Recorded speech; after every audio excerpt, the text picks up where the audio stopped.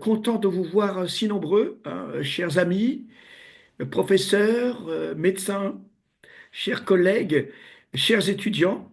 Voilà, je vous présente tout d'abord les vœux de la part de la SFTAG et de ses membres et de moi-même, que cette année soit synonyme de réussite, de bonheur et surtout, et on sait de quoi on parle, de santé, hein, qui est la première richesse.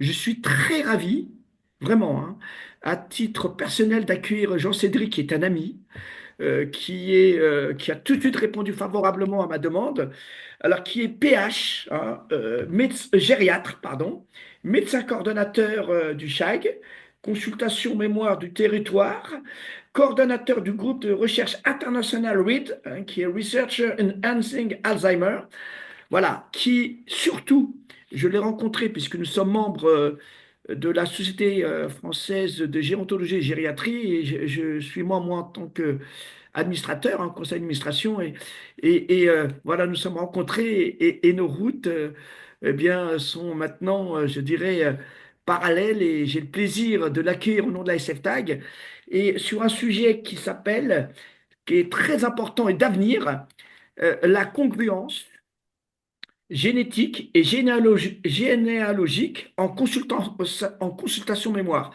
Avant d'être prof, j'ai été directeur d'établissement, à clinique privée, FAM, MAS, EHPAD. Et Dieu sait que la consultation mémoire, c'est quelque chose d'important. Et Jean-Cédric, je n'ai peut-être pas dit, j'ai eu Laurence Weurs comme collègue à Senlis, tu sais, c'était la responsable du service gériatrique de l'hôpital de Senlis, et qui m'a donné les premières informations sur les consultations mémoire. Alors, ce que je vais faire avant de te laisser te présenter tout à l'heure et puis présenter la conférence, je vais présenter la SFTAC très très rapidement. Tu me donnes la main Damien, ou je peux prendre tout de suite la main? Ok, allez, je la prends. Hop là, hop, tu me dis si c'est bon, je partage. Voilà. Est-ce que vous voyez là, c'est bon?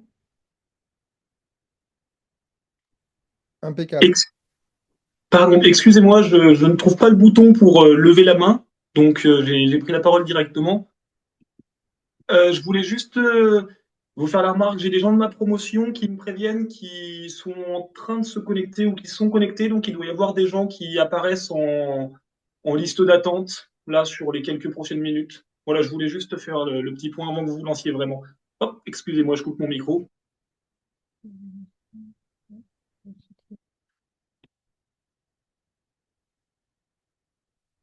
Ah, tu es coupé, Abdel. Abdelaziz, on ne t'entend pas, ton micro est coupé.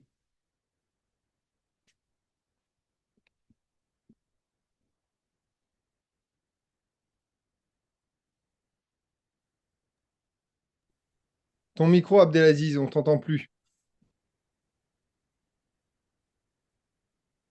Non, toujours pas. Il faut que tu réactives ton micro. Ouais, on n'a pas la main. Oui, c'est bon. Est-ce que C'est vous ça. m'entendez là? Voilà. Oui, Vous m'entendez? Oui, oui. oui. Super. Alors, je reviens sur rapidement, hein. Alors, la SFTAC, c'est la fille de la Société française de gérontologie et de gériatrie. Mais nous versons dans la technologie, c'est-à-dire la prise en charge des personnes en grande dépendance et en situation de handicap via les technologies. Alors, qui l'a fondée? Alors, c'est mon ami, le professeur Alain Franco, le docteur Saillon, ce sont tous des amis, François Piette et Vincent Rial. Hein, c'est aussi ceux qui ont fondé, et j'ai eu la lourde tâche de passer après eux. Alors très rapidement, elle a pour but de favoriser les liens entre toutes les disciplines, quelles qu'elles soient, hein, gériatrie, cardiologie, traumatologie, qui œuvrent sur ces domaines, de faciliter la recherche, la formation, l'information, et de promouvoir des solutions partagées visant à maintenir ou à développer la sécurité et la qualité de vie des personnes de tout âge via les technologies.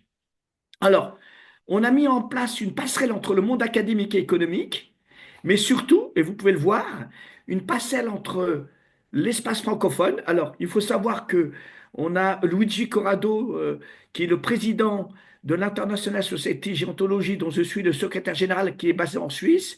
On a Nathalie Bière, qui est la vice-présidente. On a la chance d'avoir le professeur Miri, le professeur Ben Salah, le professeur Allo de Côte d'Ivoire. Donc, un certain nombre de personnes qui composent la SFTAG. Nous avons, bien entendu, Guylaine Alajouanine, qui est la vice-présidente. Nous avons parmi nous Dimitri Voilmi, qui est le secrétaire général de la SFTAG, chercheur, docteur en sociologie, responsable du Living Lab Active Aging à l'Université 3 et bien entendu secrétaire général. On a Damien, hein, maintenant, qui commence à être plus connu que le président et le secrétaire général, qui est notre trésorier. Et on a notre trésorière adjointe, Léa Cordier, qui travaille à l'hôpital. Et vous avez ici, voilà, toutes les SFTAG. On est une petite société savante, mais je suis fier de dire qu'on est très, très actif. Et bien entendu, nos webinaires sont très suivis. Et merci d'être aussi nombreux. Et je vais maintenant laisser la parole, bien entendu. Je vois que, voilà, je vais laisser la parole à Jean-Cédric, à mon ami, le docteur Jean-Cédric Hansen, qui va donc nous gratifier hein, d'un un beau thème, la congruence génétique et généalogique en consultation mémoire. Je t'en prie, mon cher Jean-Cédric. Merci Abdelaziz. Bonjour à tous. Je suis très honoré d'être en présence d'un tel aéropage tel que l'a présenté Abdelaziz. Et donc, je vais être dans le thème de la technologie parce qu'on est à fond dans la technologie et on va même effleurer l'IA à la fin de l'exposé. Donc, on sera dans quelque chose d'intéressant. Alors, je crois que le mieux, c'est de rentrer dans... alors, est-ce que ça partage? Est-ce que ça Non, partage bien? Non? non, tu partages, voilà, mais il Partage faut, tout, c'est ça? voilà. Alors, j'arrête le partage et j'essaie de relancer pour n'avoir que... Est-ce que c'est mieux? Voilà, c'est parfait. Voilà. C'est toujours le... Alors, après, il faut qu'on arrive à lancer la... Alors, voilà. Alors, Jean-Cédric, pendant que tu cales les choses, je voudrais souhaiter la bienvenue à ma grande amie, le professeur Miri Imen, qui est parmi nous. C'est la personne dont je t'ai parlé, hein. Et puis, Monsieur Leroy, vous pouvez déjà donc vous connecter avec le professeur. Je t'en prie, Jean-Cédric, je ne t'interromps plus. Excusez-moi, je vous coupe. J'ai laissé mes coordonnées sur le chat. Très bien, merci. Je t'en prie, Merci. Bonne Jean-Cédric. conférence. J'ai vu. Et moi, j'ai mis les coordonnées d'un groupe sur LinkedIn que j'anime et qui est un groupe de enfin, gérontologie francophone.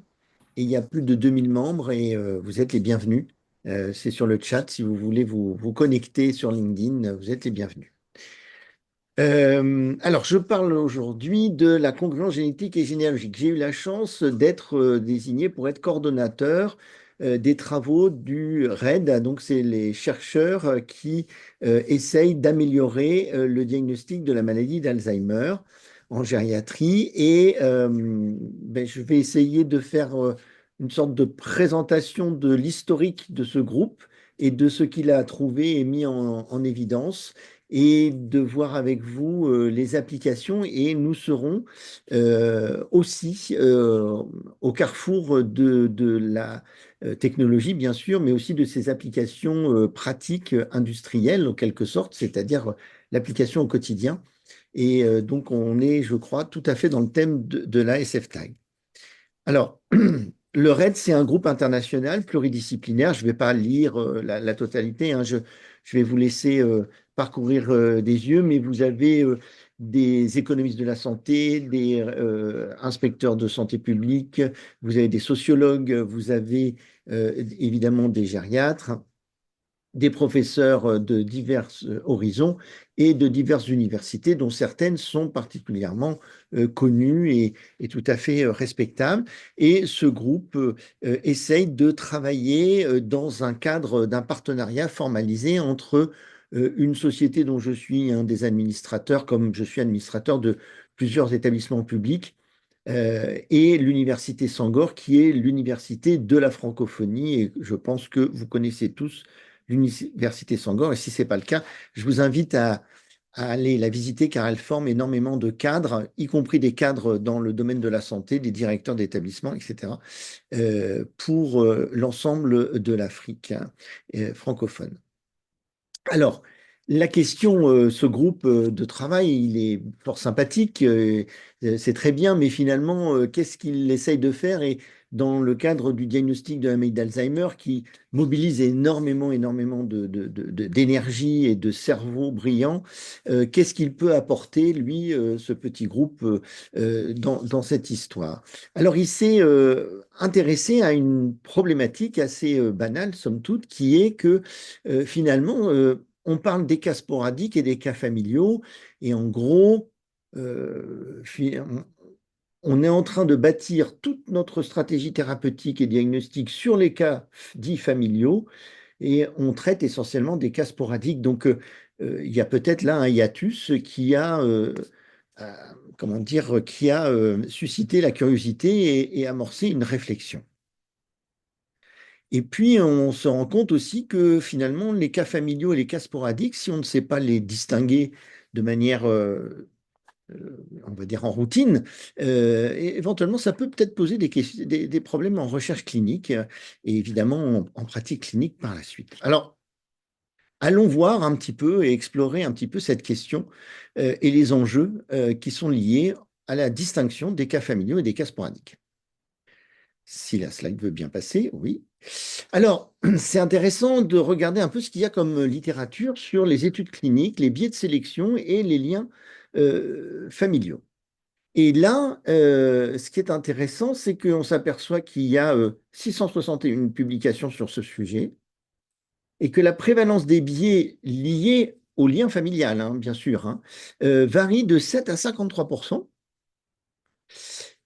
Et que aujourd'hui, rien que pour la France, il y a plus de, en 2024 en tout cas, il y avait plus de, enfin pratiquement 7500 études cliniques qui étaient dédiées à l'étude d'un certain nombre de pathologies et de leur traitement.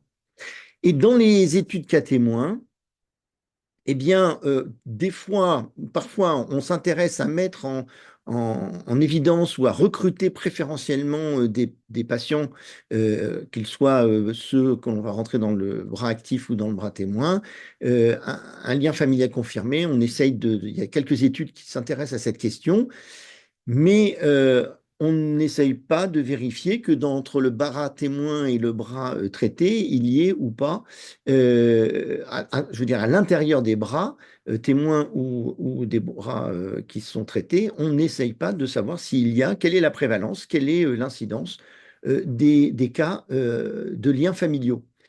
Et c'est peut-être dans les maladies à expression génétique complexe, mais néanmoins avec une ambiance génétique avérée, c'est quand même une question intéressante à se poser.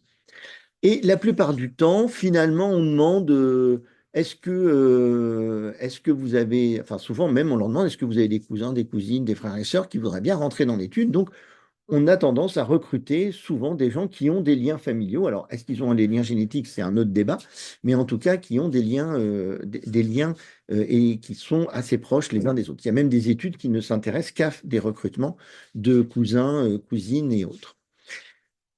Pour déterminer, voir un peu s'il y a un biais ou pas, souvent, on va se contenter d'un supposé comment dire, d'un supposé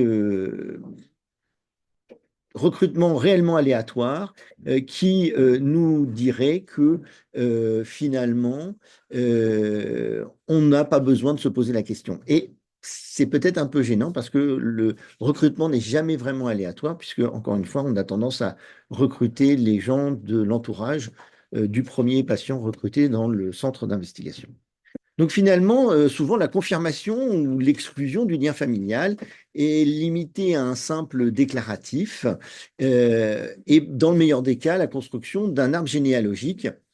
Et souvent, le premier pas pour l'inclusion dans les études sur Alzheimer, ça va être la consultation mémoire, où on sera vu soit par un neurologue, soit par un gériatre en fonction de l'organisation de la consultation du territoire dont on dépend.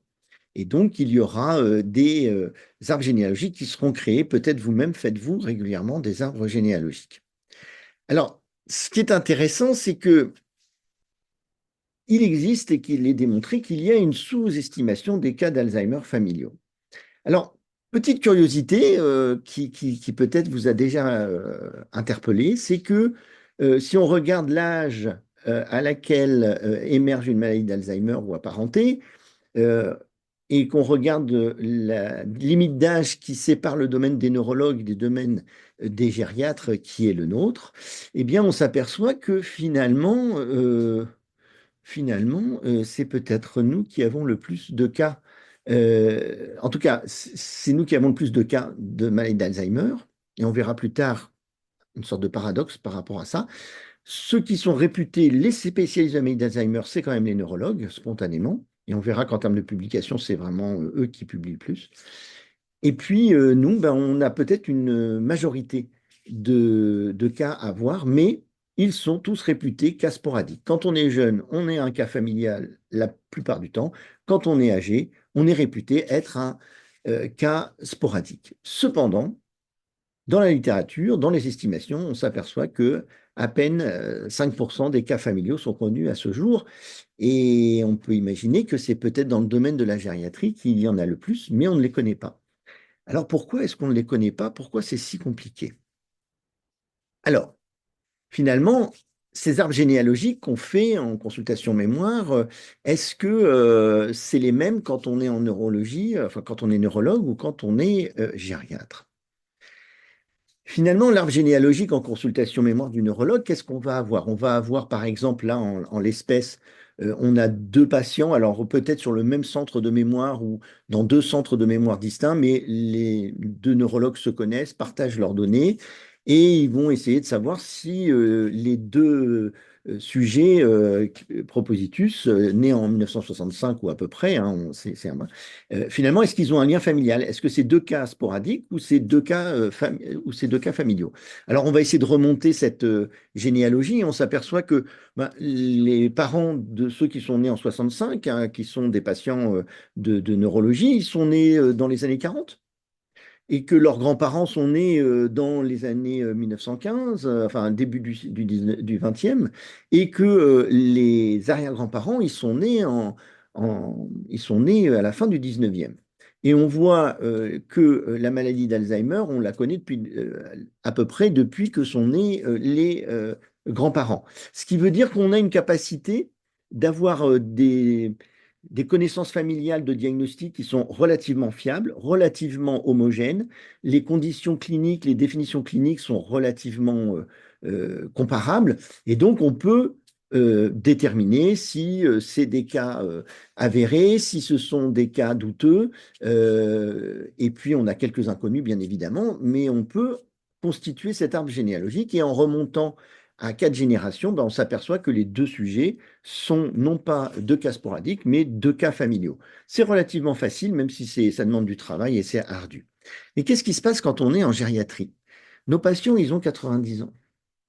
Nos patients, ils ont contravenant. Alors, on est dans la même configuration théorique, hein, et on a deux sujets qu'on a identifiés, et on veut savoir, sont-ils, oui ou non, deux cas sporadiques ou deux cas connus? Alors d'abord, ben, comme ils sont nés en 1930, dans ces eaux-là, leurs parents sont nés en 1910, c'est-à-dire qu'ils sont nés, on venait à peine de faire le diagnostic de maladie d'Alzheimer. Ce qui veut dire que ben, on ne connaît rien au-delà.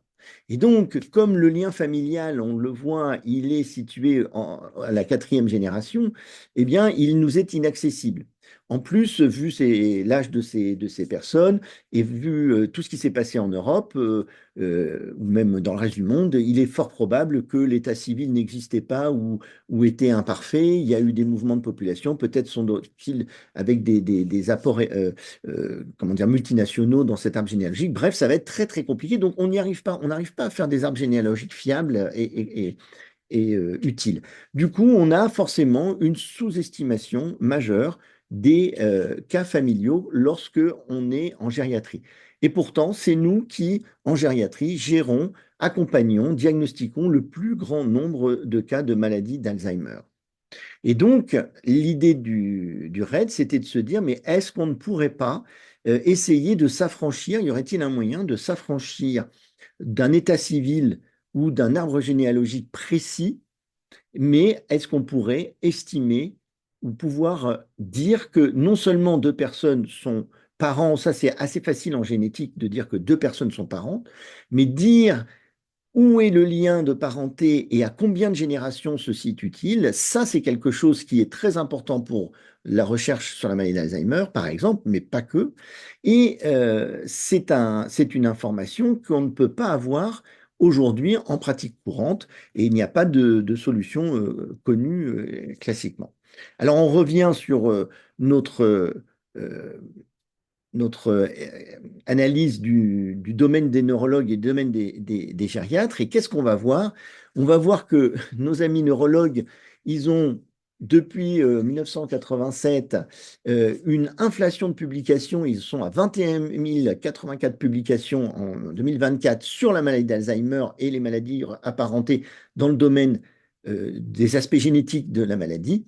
Et nous n'avons que 3600, c'est-à-dire qu'on est à pratiquement un septième, 7 fois moins, six fois moins, on va dire. Donc, c'est assez dommage parce que je pense qu'on perd énormément de données. Et là, ça va bien au-delà de ma présentation d'aujourd'hui, mais on a vraiment un retard de publication et on s'intéresse, à mon avis, pas assez à la maladie d'Alzheimer en gériatrie alors que on a un domaine, un vivier analytique extraordinaire à exploiter.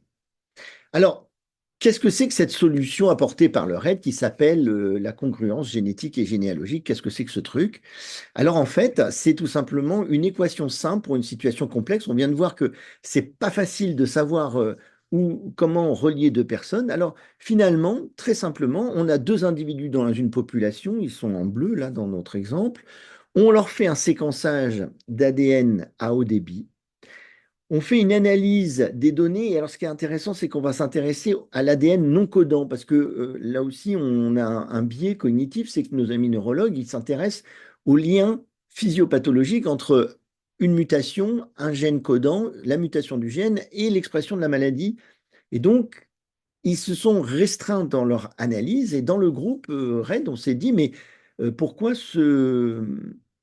comment dire, pourquoi se restreindre? Finalement, un séquençage à haut débit, c'est quoi? C'est publier l'intégralité de l'encyclopédie qui définit un individu au niveau de son ADN, avec différents chapitres, hein, parce qu'on fait des restrictions d'ADN, on fait des PCR, etc. Donc on s'intéresse à des fragments du code génétique, mais on en fait quand même une encyclopédie, hein. On a aujourd'hui, on peut sortir 100 000 séquences pratiquement sans problème.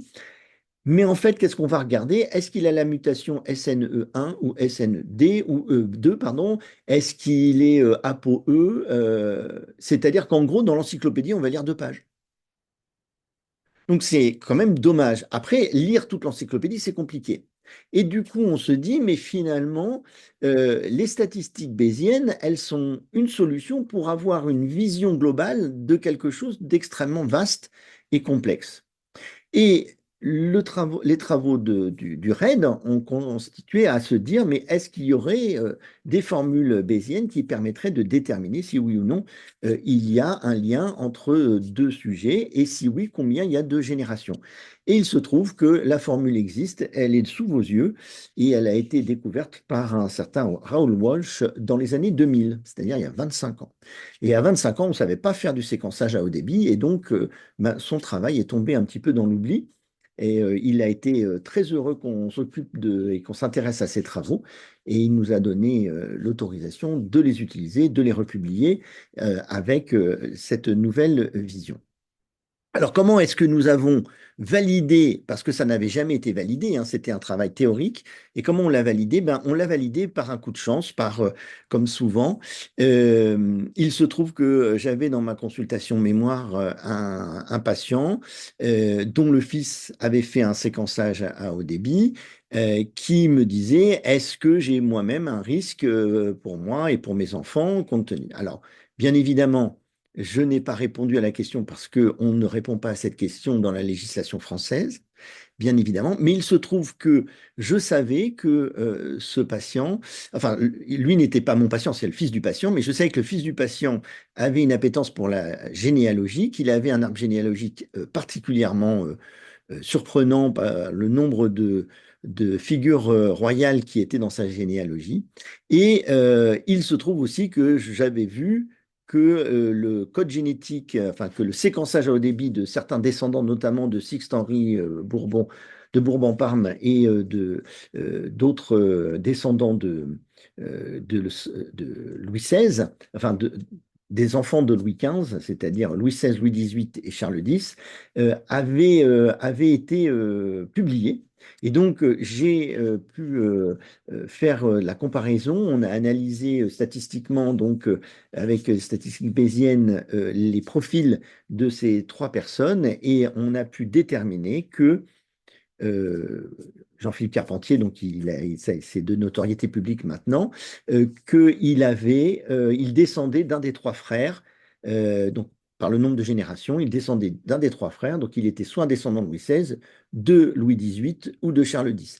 Et les historiens et des généalogistes ont repris leurs travaux, repris les éléments, et ils sont arrivés à la conclusion que c'était Charles X. Alors on ne savait pas lequel des trois, mais c'est Charles X qui a été choisi. Et aujourd'hui, c'est non seulement connu, mais c'est publié, c'est présent, c'est repris dans les grands arbres généalogiques en ligne. C'est dans Wikipédia, c'est une sorte de, comment on peut dire, c'est la consécration aujourd'hui de la vulgarisation. Donc voilà, ça nous a permis de valider nos travaux et de valider la méthode. Alors, bon, ça c'est tout à fait anecdotique, mais ça a été la proof of concept, comme on dit. Alors, finalement, cette congruence génétique et généalogique avec le calcul statistique qui peut être fait sur les données d'ADN codant et non codant issues du séquençage à haut débit, hein, donc c'est une exploitation de données, ça n'est pas la création de données, hein, c'est l'exploitation de données déjà créées, eh bien, ça nous autorise à faire plusieurs choses. D'abord, on peut donner une valeur médicale plus importante, plus consistante au niveau des fichiers que l'on recueille lorsqu'on l'on prescrit un séquençage à haut débit de l'ADN. La deuxième, c'est que on peut utiliser des tests de très très haute qualité ou de qualité commerciale. De toute manière, on pourra en tirer de l'information. Alors ça, c'est très intéressant parce que tout le monde ne peut pas avoir des laboratoires de très très haut niveau pour faire du séquençage à haut débit ultra scientifique. Il y a énormément de sites marchands qui proposent du séquençage à haut débit, mais leurs données sont faites avec des puces analytiques qui sont les mêmes pour tout le monde. Donc, quelle que soit la technologie qu'on va choisir, Illumina ou Oxford, par exemple, pour citer deux types de technologies très différentes, les données sont exploitables. Ça, nous, on a vérifié que les données étaient toujours exploitables et qu'on pouvait toujours en faire quelque chose. Et ce qui est intéressant, c'est que quelles que soient les futures évolutions du séquençage, on aura toujours la capacité de faire les mêmes analyses dedans. Et donc ça, c'est la robustesse de la méthode que l'on a mis en évidence. On n'est pas dépendant des futures évolutions technologiques. Et ça nous permet à chaque fois, entre deux individus, de dire, deux individus malades, est-ce que ce sont deux cas sporadiques ou deux cas familiaux? Et ça change complètement la perception de la maladie et ça change complètement les paradigmes des études cliniques. Et on peut le faire dès maintenant. C'est validé, c'est technologiquement très simple à faire, enfin très simple. En tout cas, c'est validé et on est équipé pour pouvoir le faire. Aujourd'hui, on le fait à petite échelle, mais demain, on pourrait le faire à très grande échelle. Il n'y a pas de problème. Après, le groupe, au-delà de ce qu'on sait déjà faire, postule que si on s'intéresse non pas à l'ADN codant, mais à tout l'ADN, et pourquoi pas à l'ADN mitochondrial et aux autres ADN qui sont en train d'être explorés de manière extrêmement simple, ribosomiale et autres, on pourrait trouver par la fréquence d'association entre certains profils, certains gènes, certaines séquences d'ADN et la manifestation de certaines maladies, on pourrait avoir une sorte de signature. Une signature qui ne serait pas en train de préjuger d'un mécanisme mécanisme physiopathologique. Ça, c'est d'autres pistes de recherche qui répondent et on se déclare incompétent là-dessus. Mais d'avoir des associations qui vont avoir pour effet de lancer la levée de doute de manière raisonnable ou bien de permettre, dès lors qu'il y a des manifestations cliniques, on ne se positionne pas complètement dans une médecine prédictive du genre à la naissance, parce que nous avons un confrère pédiatre, dès la conception ou dès la naissance, on est capable de dire qu'il aura tel âge, telle chose. Ça, c'est pas du tout l'approche que l'on a. C'est plutôt s'il y a des symptômes cliniques, si les marqueurs biologiques actuels sont euh, comment dire, non concluants, eh bien, peut-être que si on arrive à démontrer l'existence de ces, alors c'est un postulat, donc on n'a pas encore démontré, on aimerait bien pouvoir le faire, de signatures génétiques, alors on pourrait, disons, apporter un nouvel élément qui irait dans le sens du diagnostic précoce. Et on sait en matière de maladies neuroévolutives, dès les premiers symptômes, savoir si on va dans une aphasie progressive, primitive progressive, ou bien si on va vers une maladie à corps de Lévy, ou bien si on va vers une maladie d'Alzheimer classique, c'est quand même intéressant parce que si on attend 3 4 ans d'évolution pour être sûr du diagnostic, eh bien évidemment, parce que le PET scan ou le SPECT sera peu ou pas contributif, eh bien, on perd du temps et on pourrait optimiser. De même, affiner les diagnostics, puisqu'on voit aujourd'hui les traitements, c'est à la phase la plus précoce qu'ils sont les plus efficaces, sauf que si on mélange des phases précoces où on a toutes sortes de pathologies neuroévolutives, eh bien, la puissance statistique de l'étude clinique s'en trouve amoindrie, et peut-être que c'est là où on a les insatisfactions et même les déceptions qu'on constate à chaque fois qu'on arrive en stade 3, des études cliniques de stade 3, où finalement on essaye, la molécule était très prometteuse jusque-là et tout d'un coup sa performance s'effondre, mais parce que peut-être que les diagnostics que l'on peut mettre aujourd'hui sont insuffisamment affinés. Et peut-être que, enfin, nous pensons que la congruence génétique et généalogique permet d'affiner ces diagnostics si on arrive à déterminer pour certaines pathologies cette fameuse signature génétique. Pour ça, il faudrait qu'on ait accès à de vastes bases de données. Et aujourd'hui, dans le cadre de la législation française, ça n'est pas possible.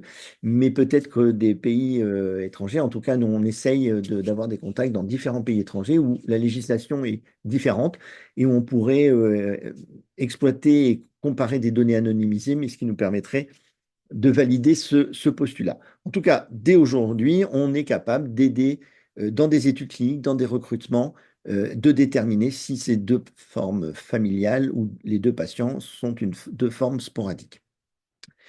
Alors, quel intérêt pour la congruence en gériatrie? Ben, j'ai un petit peu dévoilé le sujet, mais on peut voir plusieurs choses. Alors, comme vous êtes la SFTAG est au carrefour de la technologie, de l'industrie, de la médecine, la SWOT est probablement quelque chose que vous connaissez bien. Et ce qui est intéressant, c'est de voir que l'approche de cette congruence génétique et généalogique, c'est qu'on a un changement de paradigme.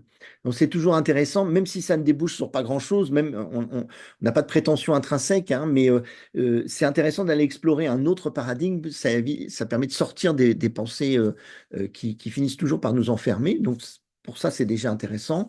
Euh, on travaille sur des données qui ont déjà été produites. On n'est pas producteur de données, mais on est exploitant de données. Donc ça aussi, ça c'est intéressant.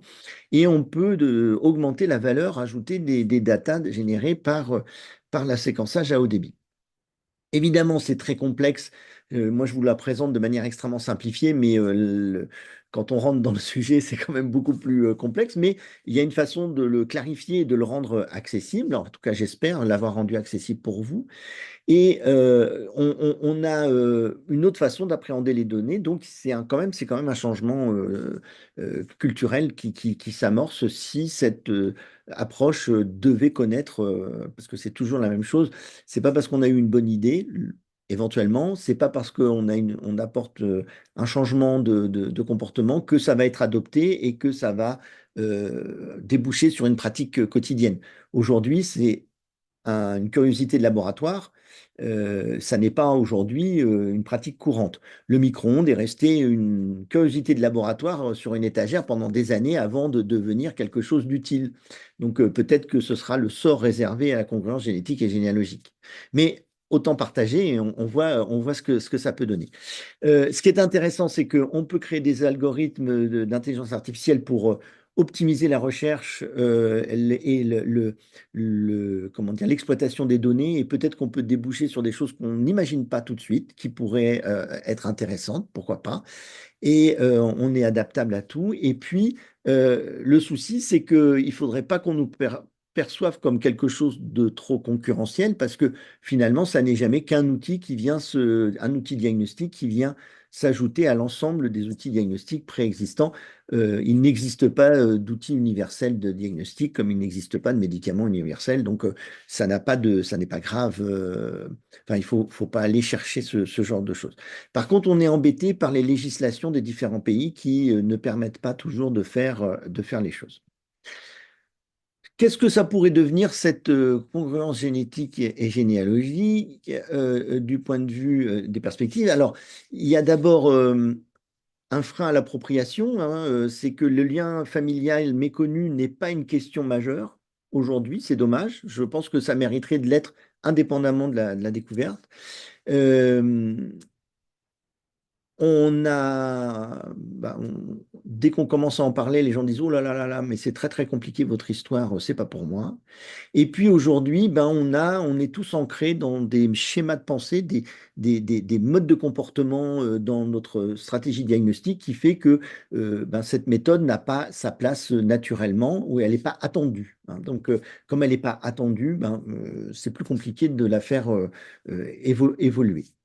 Et puis, par contre, enfin, parallèlement ou à contrario, il y a énormément de littérature qui dit attention au lien familial, c'est un biais majeur, ça peut fausser complètement les études. Vraiment, d'ailleurs, il y a un article là on vient de terminer avec l'Université Sangor, qu'on va présenter à une revue africaine de santé publique qui détaille l'ensemble de ces arguments. Et puis, ce qui est intéressant aussi, c'est que le prix du séquençage est en train de chuter. Aujourd'hui, c'est moins de 100 dollars, hein, un séquençage complet pour une personne. Et le surcoût de la méthode appliquée, aujourd'hui, c'est complètement marginal. C'est même pas 30%, c'est même moins de 30% de surcoût sur le prix. Donc, c'est complètement accessible, y compris pour des systèmes de santé qui n'ont pas de moyens démesurés. Donc, voilà, peut-être que c'est une méthode qui peut vous intéresser. Aujourd'hui, on peut le faire, hein, en tant que médecin gériatre, on peut prescrire un séquençage à haut débit. Il faut que notre patient soit accepté pour les centres référents qui sont en train d'être créés. C'est une prescription qui se fait dans un cadre médical. Je pense que dans un premier temps, les centres nous diront on a d'autres priorités parce que les pédiatres en ont besoin en priorité des centres de séquençage, hein, et ça se comprend tout à fait. Donc, puisque nous avons un pédiatre, il y aura peut-être un débat ou une question par rapport à ça. Mais pour les pays d'Afrique du Nord, par exemple, c'est quelque chose qui serait très très facile à mettre en œuvre si vous y trouviez le moindre intérêt. Euh, Au niveau des industriels, parce que si l'industriel ne se mobilise pas, évidemment, il ne se passe rien non plus, hein. On ne peut pas développer quelque chose sans l'industriel dans notre société actuelle. Et ce qui est intéressant, il y a quand même des potentialités, c'est qu'on démultiplie la portée des données qu'ils extraient, parce qu'aujourd'hui, encore une fois, on publie une encyclopédie et on en lit 3 articles, et même pas 3 articles, 3 pages. Avec ça, on pourrait avoir une vision plus globale du contenu de cette, comment dire, de cette encyclopédie. C'est quand même un marché assez colossal parce qu'il va bien au-delà de la médecine, mais du coup, il y a peut-être des choses intéressantes là-dessus. Et puis, on voit qu'il y a énormément d'acteurs. Moi, j'étais surpris, hein, parce que quand on a fait ce travail, je ne m'attendais pas à ce qu'il y ait autant. J'en connaissais un ou deux, mais je ne savais pas qu'il y en aurait autant.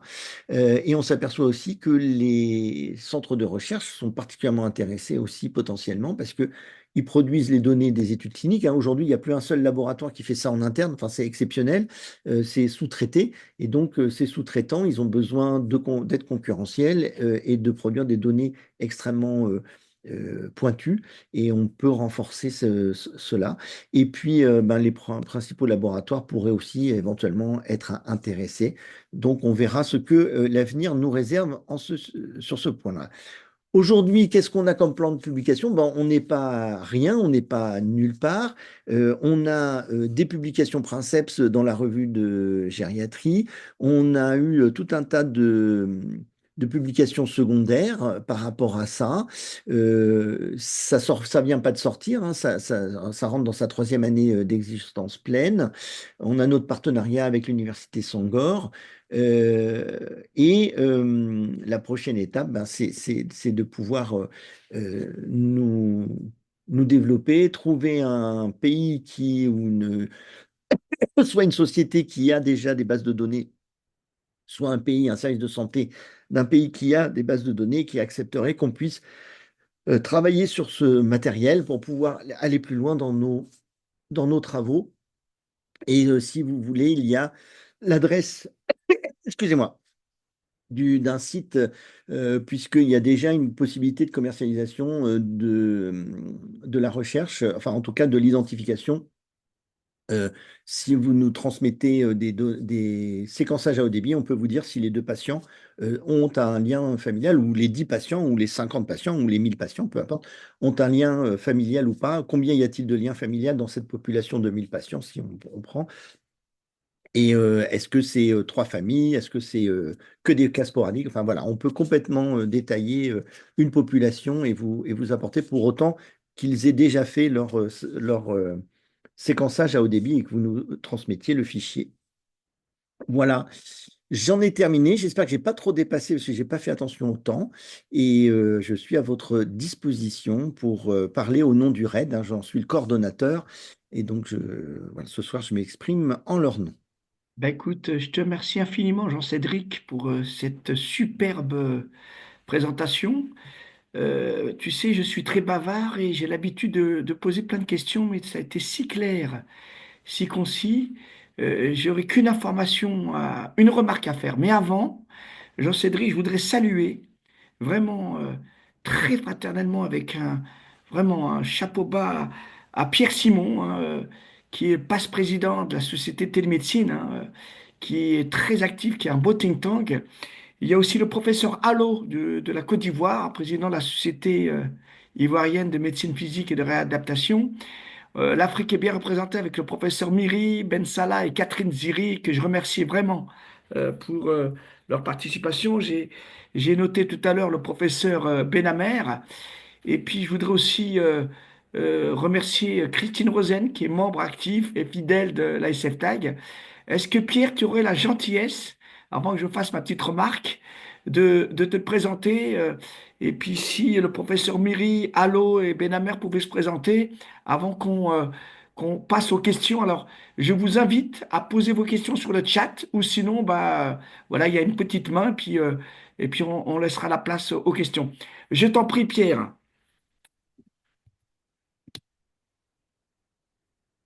Ah, Oui, bonjour, merci de me donner la parole. Merci à Jean-Édric de son exposé très clair. En ce qui concerne, je dirais, mes relations avec la Côte d'Ivoire, elles sont anciennes, connues.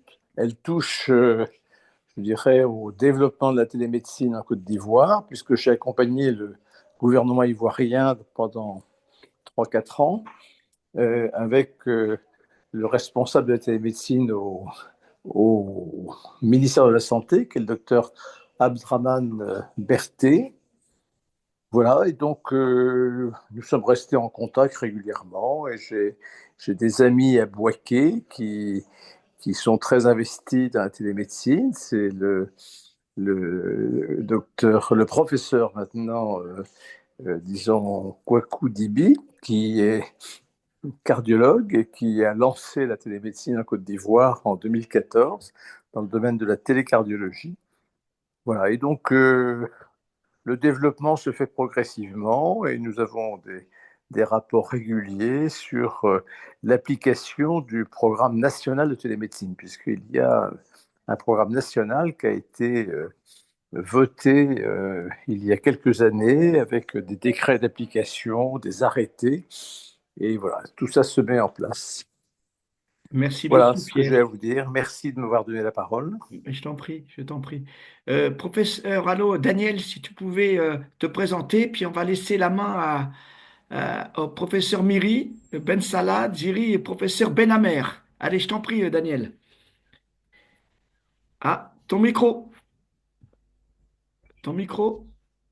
Ah, On n'entend pas. ah, on n'entend pas, Daniel. Ah, vas-y. Non, on n'entend pas. Réactivez votre son. Ouais. Vas-y, tu réactives, Damien, s'il te plaît. Ça devrait aller. Ah, Daniel, on ne t'entend pas. Bon, ouais, on n'entend pas Daniel.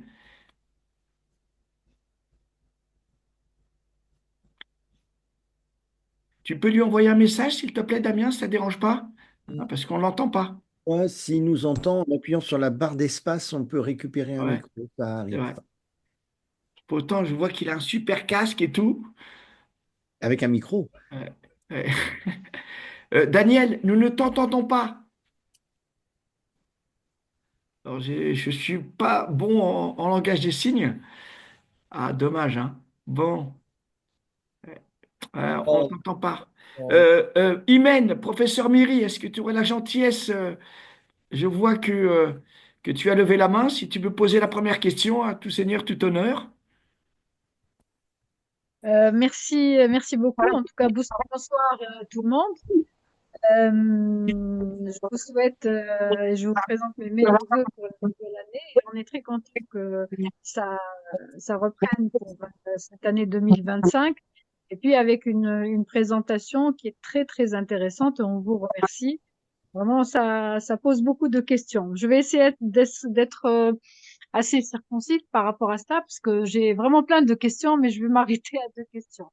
Alors, je trouve que ça, c'est très intéressant, mais dans le sens où cette approche-là,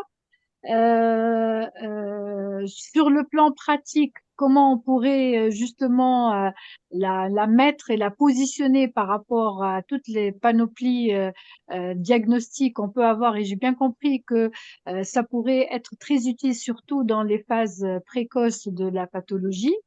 Mais en même temps, la question que je me pose, c'est aussi, ça peut soulever aussi beaucoup de problématiques éthiques, surtout par rapport à l'annonce, par rapport à qu'est-ce qu'il faudrait déployer si à partir du moment où on fait ce genre d'approche-là, surtout quand je parle dans notre système de santé qui va peut-être surcharger avec ce surcroît de entre guillemets de diagnostic et d'avoir des patients comme vous l'avez si bien dit dans votre dans le cas que vous avez présenté des potentiels futurs patients, quoique en tout cas en milieu de rééducation on dispose actuellement de moyens de d'être dans le préventif avec l'activité physique adaptée, avec la stimulation cognitive, mais ça n'empêche que ça fait un surcroît aussi de travail, c'est risque de surcharger en tout cas les systèmes de santé.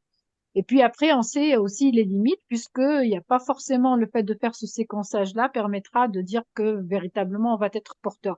Donc il y a beaucoup de questions éthiques et des questions par rapport cette porte, autant je pense que ça peut être très intéressant par rapport au diagnostic, par rapport à comment vraiment rationaliser et apporter la meilleure réponse pour nos patients, mais en même temps, ça ouvre aussi la porte à beaucoup d'autres besoins. Je ne sais pas si j'étais claire dans ma question.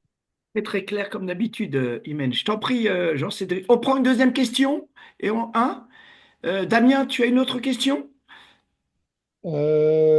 J'ai Monsieur Gillet qui a toujours la main levée. Je ne sais pas si c'était en début de présentation, si c'est une question maintenant, Monsieur Gillet. Oui, c'était une question, mais qui sera en lien techniquement avec la question qui a été posée auparavant. Donc, je m'intéressais à la réponse.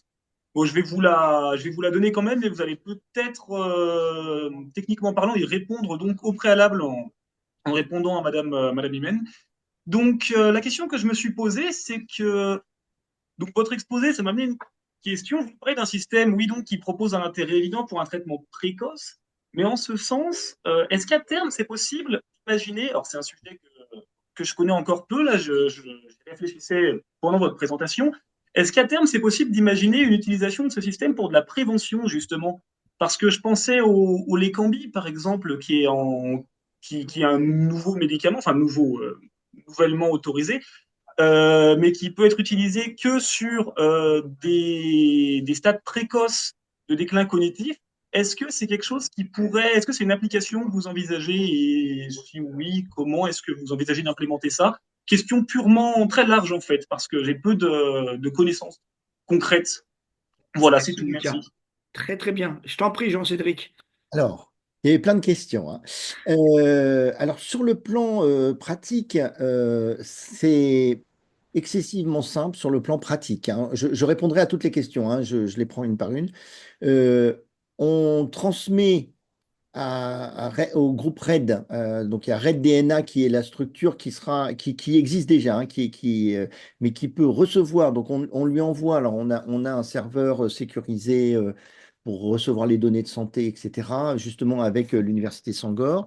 On nous envoie un fichier de données. Nous, on n'a pas besoin de données nominatives, il suffit qu'elles soient anonymisées, mais il faut donner des données on va dire, de santé publique classique, hein, épidémiologique classique, associé avec le fichier de séquençage à haut débit de l'ensemble des fragments qui ont été identifiés.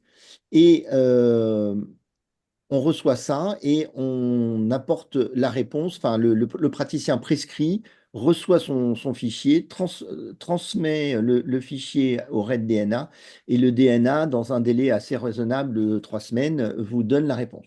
Vous donne la réponse, les 2 individus ou les 10 individus ou les 1000 individus ont des liens et voilà le nombre de générations qui les séparent les uns les autres. Donc, si vous avez 1000 individus, vous aurez un arbre généalogique. Enfin, s'il existe un ancêtre commun à 10, 5 générations, on ne saura pas ni son nom ni son sexe, mais on saura qu'il existe. Et on pourra dessiner donc une sorte d'arbre généalogique. Donc ça peut être intéressant parce qu'après, on peut aller chercher qui sont ces personnes-là secondairement. Donc sur le plan pratique, c'est je fais un prélèvement salivaire sur le terrain. Donc ça, c'est très intéressant quand il y a des problèmes logistiques. Le prélèvement salivaire, c'est un simple courrier. Ça voyage dans une enveloppe standard ou quasiment, hein, c'est pas très compliqué. C'est envoyé à un prestataire, par exemple au Sénégal, pas au Sénégal, mais en Côte d'Ivoire, il y a des laboratoires de séquençage à haut débit. Je crois qu'il y en a 3 comment dire, qui sont dans la capitale. On leur envoie, donc ça peut venir de n'importe quelle province, département, préfecture. Euh, Ils l'envoient, ils font leur séquençage au débit. Après, le praticien nous transfère ces données. Voilà. Et dans les 3 semaines, on répond à la question qui a été posée. On ne répond pas à autre chose que la question qui nous a été posée. Et ça, c'est par rapport à la question qui est les problématiques éthiques. La problématique éthique, elle est posée par les méthodes actuelles. Les méthodes actuelles disent on veut repérer les gènes qui sont responsables de la maladie dans un contexte où on n'est pas toujours très sûr que les gènes soient responsables de la maladie. Et il faut bien avoir en tête, et en gériatrie, on connaît très bien ça, c'est la vulnérabilité. La vulnérabilité ne veut pas dire certitude. La vulnérabilité veut dire qu'on est potentiellement exposé à telle ou telle chose. Donc, là, dans la congruence génétique et généalogique, on vous répond, vos 2 patients ont un lien de parenté, et ce lien de parenté est à N générations, à 3 générations, 5 générations, 10 générations, etc. Après, vous en faites ce que vous voulez de ça, au niveau de la réponse qu'on vous apporte aujourd'hui. Demain, on met en évidence la signature génétique de telle ou telle pathologie, ce qui était le sous-entendu dans la question. À ce moment-là, ça ne s'applique, et en tout cas, nous n'accepterons que s'il y a des signes cliniques, c'est-à-dire qu'on refuse de se placer dans le diagnostic prédictif. Parce que ça n'a aucun sens, parce qu'une vulnérabilité n'est pas une certitude. Une vulnérabilité n'est que quelque chose qui pourrait éventuellement nous exposer. Mais aujourd'hui, dans l'état de la science et de la thérapeutique, c'est le diagnostic le plus précoce possible qui est intéressant, mais poser le diagnostic avant une symptomatologie, ça n'a aucun intérêt. Et on sait déjà le faire pour les maladies comme la chorée de Huntington. Bah, on sait déjà à la naissance dire désolé, mais votre destin est particulièrement terrible, en sachant d'ailleurs que l'âge de début des symptômes, dans la croyance populaire, c'est à l'adolescence ou juste après l'adolescence et ils vont mourir à 40 ans, alors que je pense que vous avez tous des patients Corey Huntington qui ont 10 ans. Ça existe. Moi, j'en ai. Donc, c'est pas. Donc, en fait, et ils ont eu une vie quasi normale jusqu'à 60, etc. Donc, la- l'histoire prédictive aujourd'hui, c'est vraiment de la science-fiction encore, à mon sens. Et donc, éthiquement, ça n'a aucun intérêt de dévoiler une information qui n'a aucune certitude. Voilà, donc ça, c'est un point de vue. Mais sur le plan logistique, hein, le comment faire et sur le plan pratique, c'est très simple. Il y a pas de difficulté particulière. Au contraire, même tout peut se faire en dématérialisé à un certain niveau. Donc, les problématiques éthiques, c'est de poser une bonne question et de bien répondre à la question posée. Donc l'annonce, ben, vous avez des symptômes, vous êtes venu me voir, je suis dans ma démarche, je vous ai fait un scanner, je vous ai fait une IRM si je pouvais faire l'IRM si elle était disponible. Si en plus je suis riche, que j'ai un PET scan, je vous ai fait un PET scan pour aller chercher une image métabolique comment dire, de protéines actives. Bon, super, c'est très bien. J'ai fait des marqueurs biologiques centraux. Maintenant, on a les marqueurs biologiques périphériques qui sont en train d'arriver. Et je vous fais aussi la congruence génétique et généalogique. Et puis peut-être que je vous ai fait, j'espère, un certain nombre de bilans neuropsychologiques. Et donc sur la base de tout ça, ben, comme d'habitude, j'arrive à un diagnostic. Pas plus, pas moins. Mais j'ai un outil supplémentaire avec, à l'usage, j'ai tel ou tel outil qui me semble plus performant ou plus signifiant que l'autre. Et ça, c'est l'avenir qui va nous le dire. Donc, il n'y a pas de problème éthique aujourd'hui à annoncer un diagnostic de maladie neuroévolutive, enfin pas plus, pas moins, avec cette méthode que demain, à mon sens, telle que je pense qu'il faut l'utiliser. Après, le détournement d'usage existe toujours. Et le détournement d'usage, ben, il faut faire avec, enfin je veux dire, il faut prendre les mesures au fur et à mesure où on découvre quel détournement d'usage a.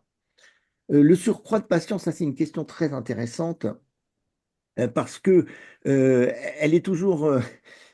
C'est-à-dire que le jour où on a eu le CG, on a découvert des tas de syndromes coronariens silencieux et ça a surchargé effectivement, mais en même temps, on a mis en place des réponses et on a mis en place la prévention, etc. Donc, et aujourd'hui, ben, on a plus de syndromes coronariens, c'est vrai, mais finalement, ça se passe beaucoup mieux qu'avant.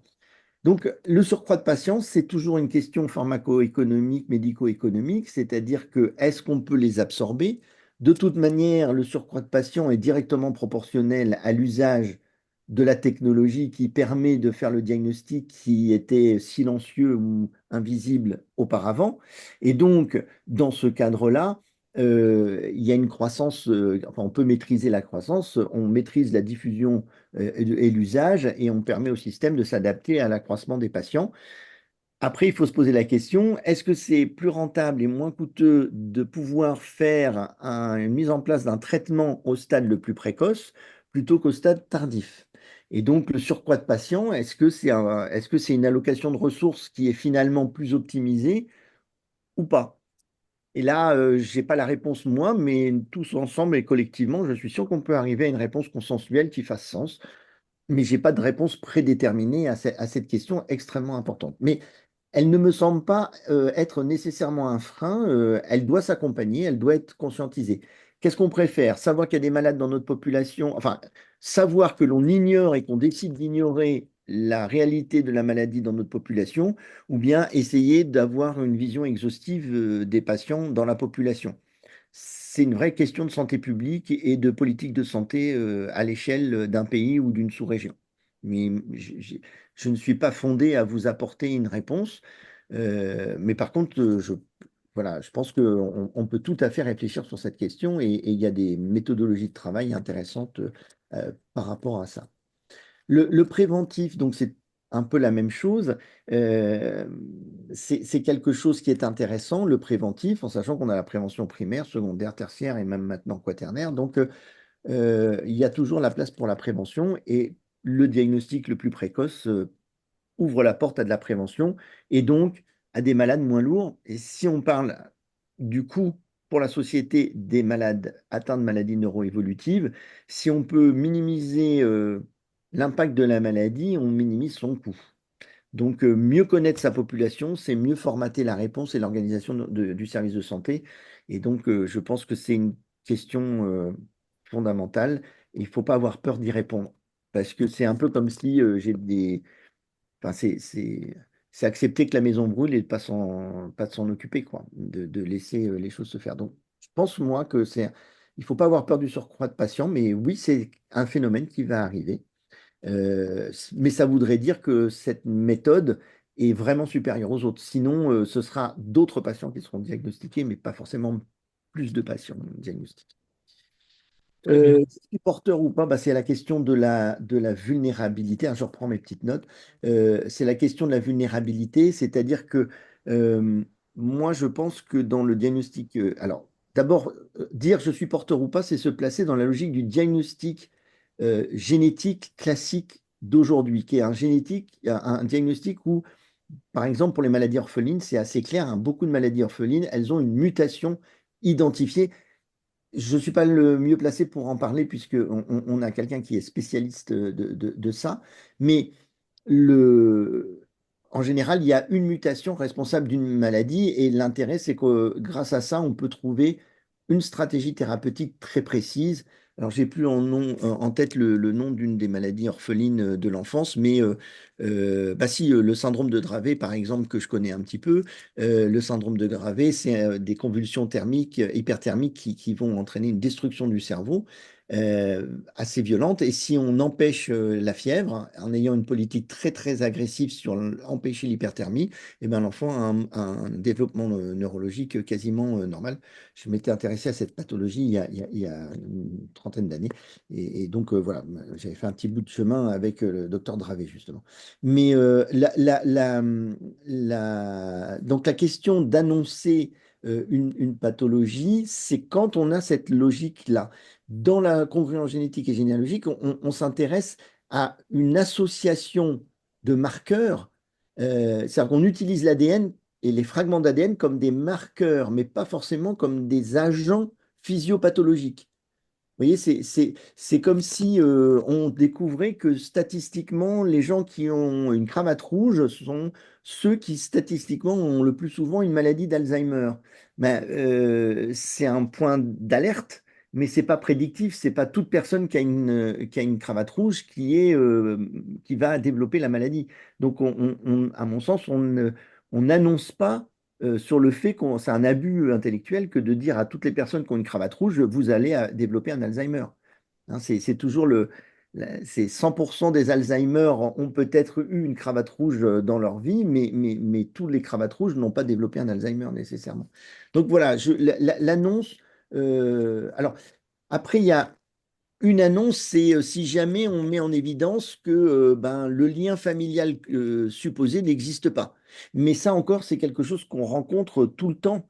En médecine, quand on fait un peu de génétique et qu'on s'intéresse, on est très souvent, enfin très souvent, on est régulièrement, je vais dire, confronté au fait que 10% des arbres généalogiques sont faux et que la paternité des enfants n'est pas toujours celle qui est celle sociale. Donc, est-ce qu'on se doit de de pulvériser la croyance de la paternité? Voilà. Est-ce que est-ce que c'est la paternité sociale ou c'est la paternité génétique qui est la plus importante? Ben ça dépend ça dépend du colloque singulier avec le patient. Il n'y a que là qu'on peut répondre à cette question et puis peut-être participer à des groupes de réflexion éthique pour pouvoir gérer cette situation. Je ne pense pas qu'il y ait de réponse collective.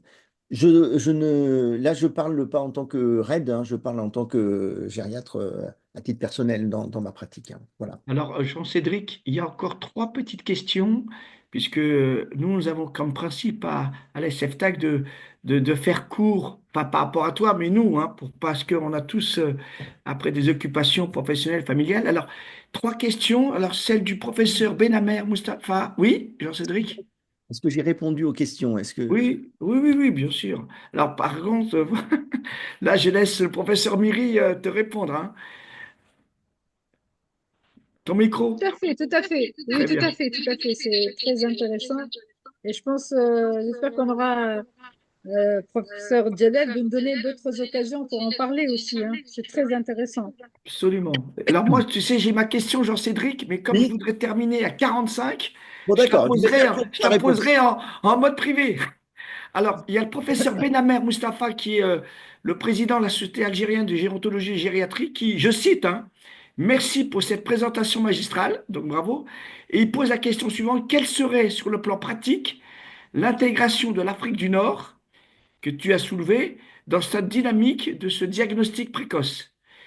Deuxième question, c'est le professeur Catherine Ziri, un grand ami, profiter de ce séquençage, pardon, à haut débit pour détecter d'autres maladies pouvant potentiellement aggraver, alors attends, ou précipiter les troubles cognitifs.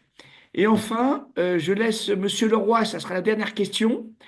Donc, posez rapidement votre question. Et si tu avais la gentillesse, Jean-Cédric, de nous répondre à ces trois questions. Mais au préalable, est-ce que Daniel, professeur Allo, est-ce que tu es avec nous? Est-ce que vous êtes avec nous, professeur? Parce qu'il voulait s'exprimer. Non. Bon, bah écoute. Allez-y, Monsieur Leroy, votre Oui, question. Et puis, très bien. Jean-Cédric, on Merci conclura. beaucoup pour cette organisation, ce Zoom qui est très intéressant pour ma première à participer. Ma question, c'est tout simplement, moi je travaille sur les nouvelles technologies depuis 25 ans et en fait, aujourd'hui, on est au cœur de la big data, l'IA. Et je voulais savoir si vous utilisez toutes ces données justement pour affiner ces diagnostics grâce à l'IA. Voilà ma question. Merci, Monsieur Leroy. Jean-Cédric, pardon, tu en as une quatrième. Parfait. C'est le docteur Allo, professeur Allo, qui n'arrive pas à parler parce qu'il y a un problème de connexion. Il te pose la question suivante. La méthode remonte à combien de générations? Et il nous entend très bien. D'accord. Voilà, tu as quatre petites questions. Alors, on peut remonter jusqu'à une centaine de générations. Ça nous amène avant l'ère moderne. L'ère l'ère actuelle. Puisque euh, l'an 1000, c'est une trentaine de générations, hein. Donc, voilà, on peut monter vraiment aux origines. Enfin, aux origines modernes, on ne va pas remonter. Ça n'est pas du tout une méthode qui s'apparente comment dire, à ce qu'on appelle les haplotypes qui permettent de déterminer qu'on vient de la face gauche ou droite du rift africain ou bien que l'on a un ancêtre Cro-Magnon ou Homo erectus, etc., hein. Ça, c'est pas fait pour aller c'est déjà exploré, c'est déjà connu par ailleurs. C'est plutôt de dire si on est, et c'est ça qui est intéressant, c'est qu'on peut aller à 5, 10, 30 générations sans problème, jusqu'à une centaine de générations. Au-delà, les calculs deviennent extrêmement, comment dire, très flous. Enfin, ça n'a pas beaucoup d'importance. Ce qui est important aussi, c'est que le calcul bayésien va répondre 3,2, mais ce qui est intéressant, ou 3,5, hein, mais ce qui est intéressant, c'est qu'en généalogie, vous n'avez pas 3,2 générations, vous avez 3 générations. Donc, après, faut analyser. Si on a la chance d'avoir une ébauche d'arbre généalogique, ça permet de bien caler. Et du coup, avec plusieurs personnages, enfin plusieurs patients qui vont avoir des liens, on peut affiner si jamais on tombe sur des virgules quelque chose, on va savoir s'il faut arrondir à la génération du dessus ou la génération du dessous. Voilà, c'est là où on peut avoir de temps en temps des imprécisions ou des difficultés. Donc, pour revenir sur l'Afrique du Nord, alors, moi, je connais un petit peu la Tunisie parce que j'avais été associé à monter pour l'INAS, si je ne dis pas de bêtises, qui est l'équivalent de l'HAS tunisienne, la méthodologie de toutes les recommandations qui sont éditées par l'INAS, hein, c'est ça, hein, je ne dis pas de bêtises. Donc toutes les recommandations de bonne pratique. Et donc j'avais été associé il y a quelques années à co-construire avec l'équipe qui était sur place cette méthodologie.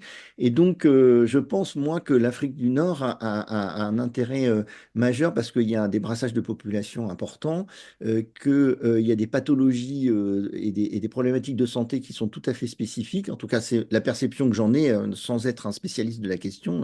Et pardonnez-moi si je dis des bêtises, toujours possible, mais il y a une possibilité d'utiliser ça parce que il y a des coexistences de systèmes de santé plus ou moins élaborés en fonction de l'éloignement urbain, et donc c'est une méthode qui permet d'être vraiment très robuste et de fonctionner dans des conditions très comment dire, très minimaliste. Donc, ça peut donner vraiment une idée de la population, de la santé de la population très intéressante et de cibler, parce que si par exemple, si on cible un secteur, un département, une vallée, un groupe de villages, on peut vraiment avoir une vision de qu'est-ce qu'on doit envoyer comme moyen par rapport aux vulnérabilités de la population. C'est ça qui est intéressant, c'est d'identifier les vulnérabilités.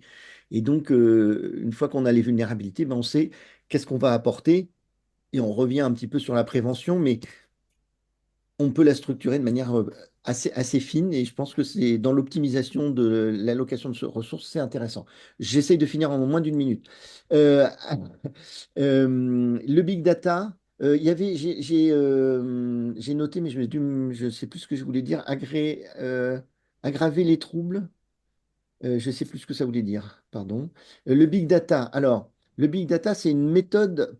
Le big data produit des données et la congruence et les statistiques bayésiennes, on essaye justement de bien comprendre. Donc, l'IA est adaptée. L'IA est adaptée à ce traitement de données. On souhaite développer une IA dédiée à ça, absolument. Mais justement, le big data, le problème, c'est quel sens lui donner, quelle information. Une donnée n'est pas une information. Une donnée, c'est une donnée. Après, c'est l'agrégation de données qui va construire une information. Et de cette information, il faut en faire une interprétation, puis une déduction. Donc, l'IA aujourd'hui, elle est bonne pour l'agrégation des données. Elle est intéressante. Aujourd'hui, telle que je l'aperçois, et encore une fois, j'ai toutes les limites du monde là-dessus, hein, mais je ne sais pas encore jusqu'à quel point l'IA est capable de faire une interprétation. Après, on peut lui donner un schéma interprétatif, ça c'est tout à fait possible, hein, et les learning machines, elles ont cette capacité d'acquérir plusieurs schémas interprétatifs et d'avoir une pondération sur lequel serait le plus intéressant et de faire une proposition. Mais c'est encore l'humain qui est capable d'intégrer et de décider sur la base. Voilà, donc voilà le. Mais oui, oui, c'est un outil intéressant. Alors, 46 minutes, j'ai dépassé. Voilà. non, non, il n'y a pas de souci. Jean-Cédric, je ne peux pas terminer sans te poser une dernière question de la part du professeur Ben Salah, qui sera notre prochaine conférencière. Alors, notez déjà le 3 février. Et, et je vais présenter son affiche, hein. Mais en attendant, la question qu'elle te pose, elle est vraiment très, très intéressante. D'abord, elle te remercie, hein, vivement. Elle dit, la question est que, est-ce qu'il est indiqué de faire une enquête génétique systématique ou seulement en cas d'antécédents familiaux qui sont imprécises, car, dit-elle à juste titre, 15 ans en arrière, on ne faisait pas consulter les sujets d'aimants, ce qui n'est pas faux.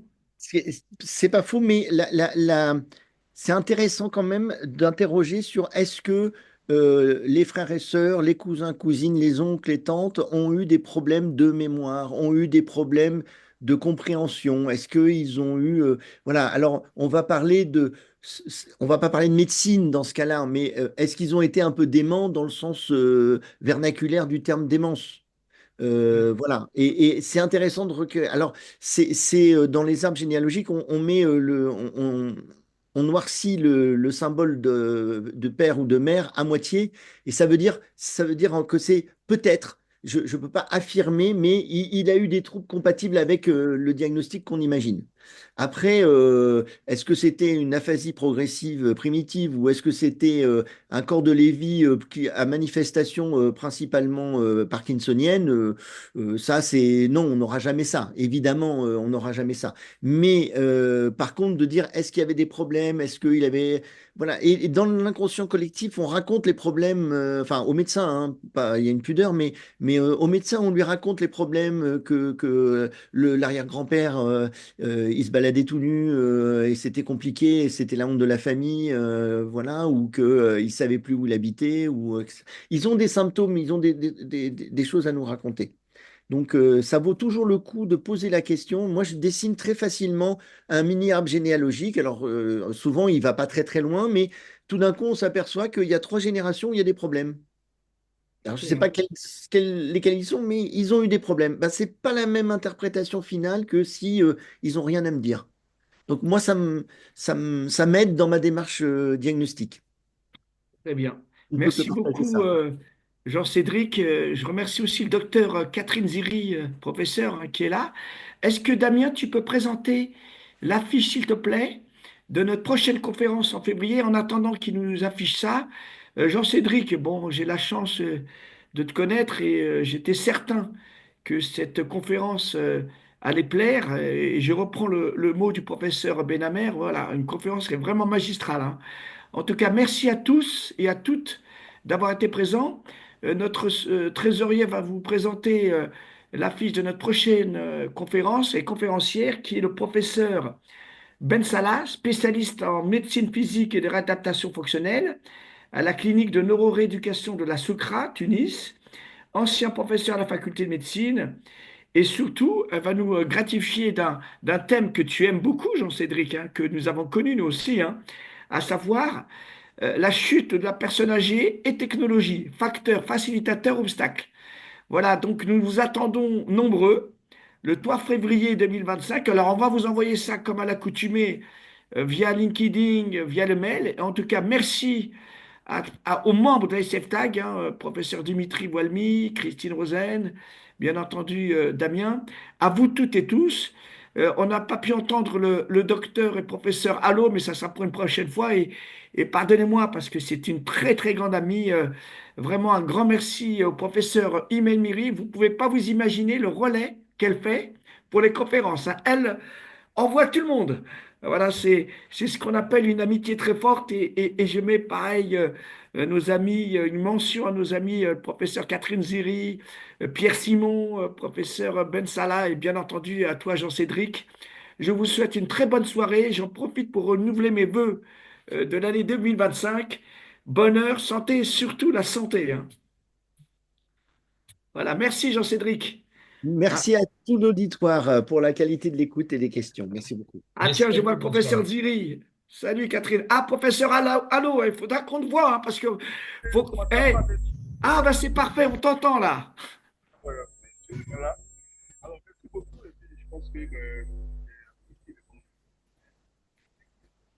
Ah, oui. Alors, est-ce que c'est moi ou je crois que la Côte d'Ivoire c'est trop loin, hein. On C'est moi n'entendait pas bien. On qui a été n'entendait pas bien. ici.